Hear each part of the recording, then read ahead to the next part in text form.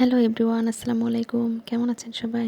আজকেও চলে আসলাম ছোট্ট একটি ব্লগ নিয়ে। আশা করছি আপনাদের খুব ভালো লাগবে। আজকে আমি এমন একটি জায়গায় ঘুরতে যাচ্ছি, যে জায়গাটা সম্পর্কে জানে না এমন লোক হয়তো বাংলাদেশে নেই বললেই চলে। আজকে আমি চলে আসলাম সাভার জাতীয় স্মৃতিসৌধে। এই জায়গাটায় আমি এতবার এসেছি যে স্মৃতিসৌধের চারপাশে কী আছে সব যেন আমার মুখস্থ হয়ে গিয়েছিল।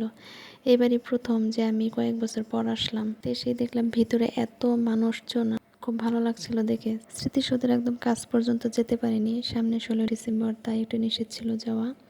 তবে স্মৃতিসৌধের সামনে এত সুন্দর সুন্দর ফুল গাছ লাগানো ছিল, যা দেখে এত ভালো লাগলো। ফুল আমার বরাবরই খুব ভালো লাগে, সেটা হোক অরিজিনাল আর হোক আর্টিফিশিয়াল। ফুল বলতেই আমার খুব ভালো লাগে।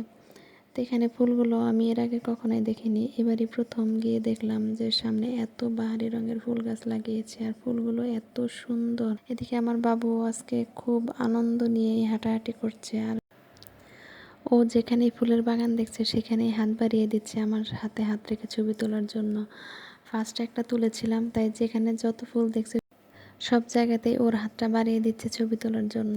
তাই তো ছিল আজকে আমার ছোট্ট একটি ব্লগ। কেমন লাগলো অবশ্যই কমেন্ট করে জানাবেন। আজকের মতো আল্লাহ হাফেজ।